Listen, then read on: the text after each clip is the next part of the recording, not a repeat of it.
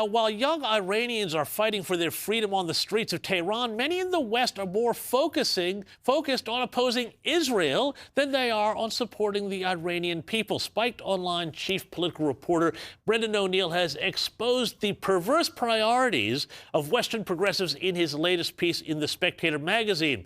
Will we ever understand the logic of the progressive left of the West?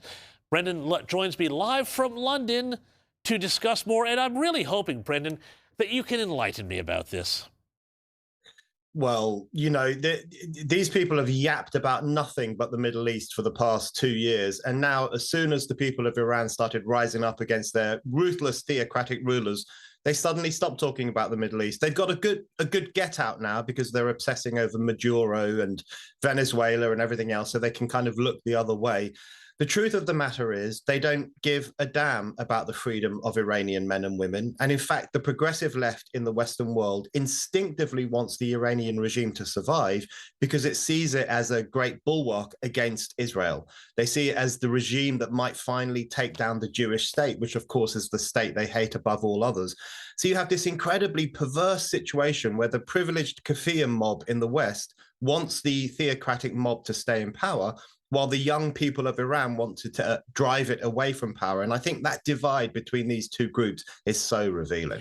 Yeah, but Brendan, I think it's about more than just Israel here, because I remember growing up, the left used to be all on the side of freedom. It was, anti-apartheid. It was free Tibet and all of that. And now it seems like something very perverse has happened to what were once noble instincts there. And now it's all about just whoever is against the West, we're on their side. Oh, yeah, absolutely. It's about more than Israel. It touches on that very question as well.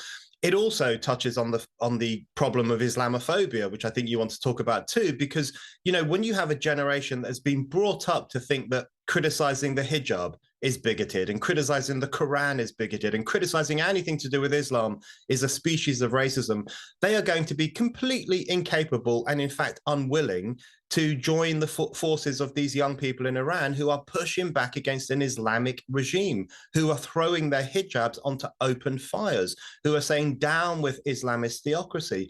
I think people are so brainwashed by the cult of Islamophobia that they don't even want to seem to be criticizing a ruthless regime like the one in Iran. So you're right, it touches on so many different things, and it particularly highlights the moral cowardice and the moral relativism of Western progressives. And we see it in the British Labour Party, where the Home Secretary has decided they are not going to use their powers to deport a controversial activist called Alaa Abd El Fattah. Now, this person is Egyptian.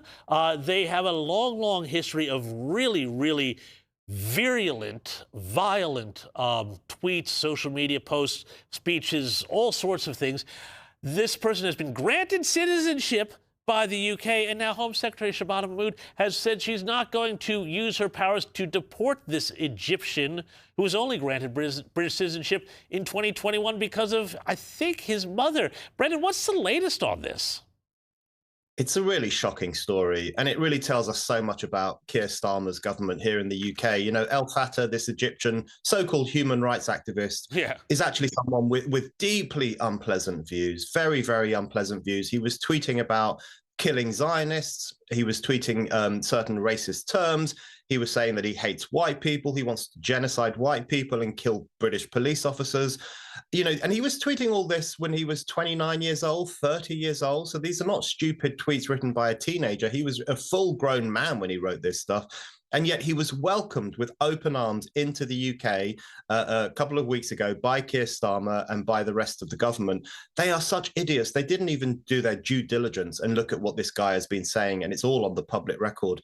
And now the Home Secretary refuses to deport him. I think our borders are so broken at the moment. We would have let in just about anyone. And I think this is really a story of the crisis of British sovereignty and the inability of the British government to get a handle on who's coming to this country and whether or not they deserve to be here. Yeah, no, look, that's absolutely right. And, Britain is also a great example of what happens when you get your multiculturalism so wrong that you have to keep policing what everybody says and does. And I was really struck by this story today in the British press that the Hindu community in Britain is warning that Labour's definition of Islamophobia is going to have a chilling, significant chilling effect on their freedom of speech.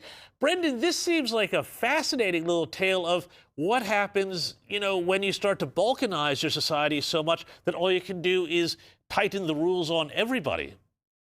That's right. And, Islamophobia is such a slippery word. I mean, I think just about everyone now knows what it really means. It means that you're not allowed to criticize any aspect of Islam.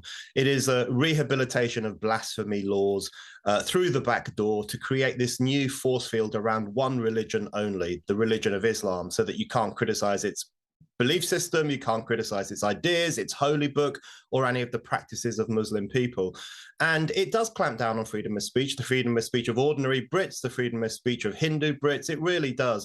But you're right, Britain is balkanizing. The project of multiculturalism has turned us into these different ethnic enclaves who are constantly at each other's throats and looking at each other with suspicion.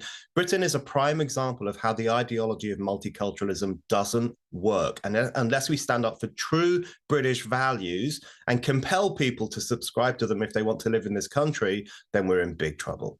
And just quickly, Brendan, it does seem ironic to me that Britain, which created free speech and the right to speak about the church and anybody else, is now going down this road. Absolutely. We have struggled so hard in this country for freedom of the press and freedom of speech. We've been doing that for hundreds of years.